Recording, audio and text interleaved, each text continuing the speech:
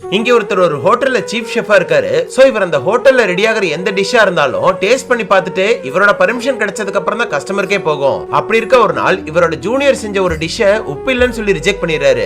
ஆனா கூட வேலை செய்யற எல்லாருமே அதை டேஸ்ட் பண்ணி பார்த்துட்டு எல்லாமே கரெக்டா தான் இருக்குன்னு சொல்றாங்க. இவரும் எல்லாரும் சேர்ந்து இவரை கிண்டல் பண்றாங்கன்னு நினைச்சிட்டு அதை சீரியஸா எடுத்துக்காம போயிடுறாரு. இத பார்த்த அந்த ஜூனியர் ஒரு கிளாஸ்ல உப்பை நிறைய கொட்டி எடுத்துட்டு வந்து இவர்கிட்ட குடிக்கிறதுக்கு கொடுக்கறாரு. அவரும் வெறும் தண்ணி நினைச்சு வாங்கி குடிச்சிடுறாரு. ஆனா அதுல உப்பு அதிகமா கொட்டி இருக்குன்னு ஒரு வார்த்தை கூட சொல்லாம குடிச்சிட்டு இருக்காரு. அத பார்த்து அந்த ஜூனியரே பாவம் பார்த்து அவரை குடிக்க வேண்டாம்னு சொல்லிட்டு இவருக்கு ஏதோ பிரச்சனை இருக்கு, உடனே டாக்டர் போய் பாருங்கன்னு சொல்றாரு. அப்பதான் இவருக்கு ஏதோ பிரச்சனை இருக்குன்ற விஷயமே புரியுது. உடனே ஒரு டாக்டரை போய் செக் பண்ணா இவருக்கு வயசாயிட்டதுனால டேஸ்ட் சென்ஸ் சுத்தமா போயிடுச்சுன்னு சொல்றாங்க. அதை கேட்டதும் மனசுடைஞ்சு போயிடுறாரு. என்ன இத்தனை வருஷமா ஷெஃபா கொடிகட்டி பறந்துட்டு ஏகப்பட்ட அவார்டு வாங்கி குடிச்சிருக்காரு. ஷெஃப் ஆகிறது தான் இவரோட வாழ்க்கையோட லட்சியமா இருந்திருக்கு. மனசுக்கு பிடிச்ச செஞ்ச வேலை, அதுக்கு முக்கியமே டேஸ்ட் தான். இப்ப அதுவே போயிடுச்சுன்னு தெரிஞ்சதும் இந்த உலகமே இருண்டு போன மாதிரி ஆயிடுது. அப்பதான் ரோட்ல ஒரு கடையை பாக்குறாரு. அங்க போய் பரோட்டாவை வாங்கி அதுல காரமான சாச ஊத்தி சாப்பிடுறாரு. அப்பயே அதுல காரம் தெரிய மாட்டேங்குது. சோ இன்னும் கொஞ்சம் அதிகமா ஊத்துறாரு. அத பார்த்து அந்த கடைக்காரனே பெருசு இவ்வளவு காரம் ஊத்துனீனா போய் சேர்ந்துருவேன் திட்டுறான். ஆனா இவர் எவ்வளவு ஊத்தி சாப்பிட்டாலும் சுத்தமா காரமே தெரியல.